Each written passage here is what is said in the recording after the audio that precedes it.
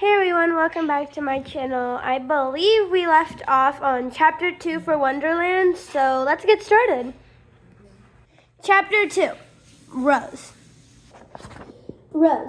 Sometimes it seems to Rose Tully that everything about her was wrong.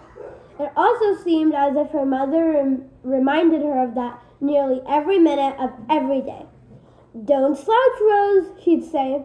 "You can't wear that, Rose. Stop slurping your soup, Rose." But even if Rose sat up straight or changed her dress or sipped her soup as daintily as she could, there would still be something wrong. And so it was that on a fine summer morning in Landry, Alabama, with the sun streaming through the dining room windows overlooking the garden, Rose plucked raisins out of her oatmeal and waited for her mother to tell her what was wrong with her.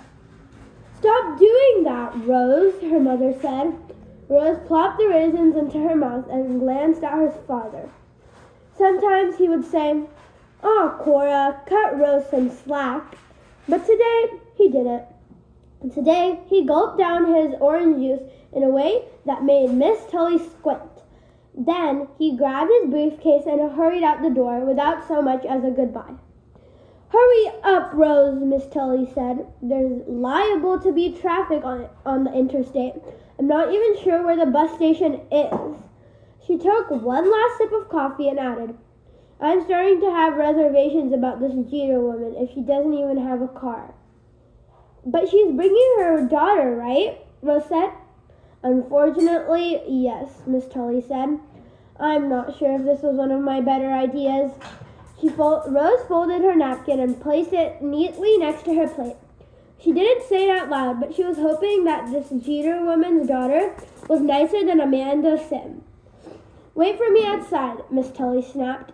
Then she snatched her napkin off the table, gathered the plates and bowls and juice glasses with a clatter, and disappeared through the swinging door in the kitchen, leaving a cloud of discontent behind her. When Rose opened the front door, a wave of thick summer heat drifted in and mingled with the icy air conditioning in the foyer. The pleasantly mild days of May had given way to sultry days of early June, the beginning of the sure-to-be stifling Alabama summer. Rose's house was the biggest one in Magnolia Estates. It had a winding driveway lined with neatly trimmed boxwoods and a doorbell that chimed Beethoven's Ode to Joy. On each side of the front door sat a concrete lion, its mouth open with a mighty roar. When the Tullys moved there 3 years ago, Rose had named them Pete and Larry. Out on the porch, Rose patted Pete and Larry on the tops of their heads and savored the smell of freshly mowed grass.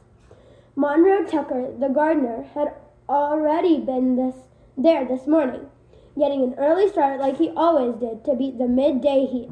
Because the Tullys' yard was so large, Monroe came 3 days a week trimming boxwoods and weeding the gardens to make sure the azaleas were I